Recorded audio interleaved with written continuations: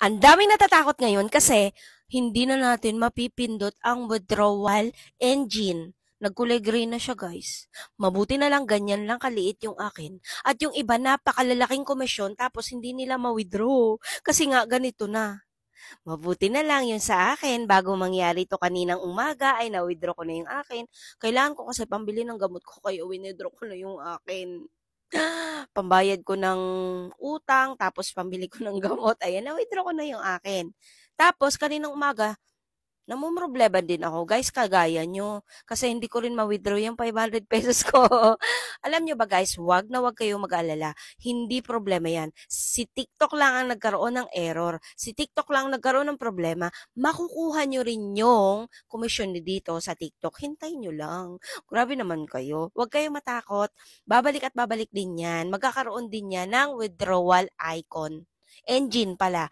Magiging kulay red din yan. Ganito kasi yan, oh, kulay red yung withdrawal words. Tapos ngayon, ganito na yung nangyari. Kulay green na. Huwag kayong mag-alala, guys. Sinasabi ko sa inyo, si TikTok lang ang may problema, hindi tayo. Kasi wala naman tayong kasalanan sa kanya. Ako, hinahanap ko rin.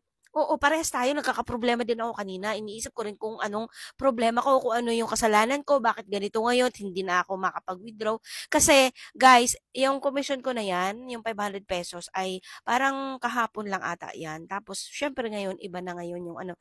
Tapos, madami-dami yung ano ko nung isang araw, yung orders or umorder sa akin. Kaya, namumroblema din talaga ako kasi marami pang daang orders pa yung ano, yung pending sa akin. So, alam kong papasok pa yan. Tapos, ngayong araw na to may nadadagdag. Although, alam natin na matumal talaga dito ngayon sa pagtitinda natin dito sa TikTok. Well, kahit papaano, dahil nagtsatsaga tayo, dahil nagsikap tayo, dahil nag hindi tayo tatamad-tamad kaya kahit papaano may umu-order talaga sa atin. And ganyan na ganyan po ako, kagaya nyo din. Kaya wag kayong mag-alala, aayusin po yan ni TikTok. Makukuha at makukuha niyo yung inyong mga komisyon.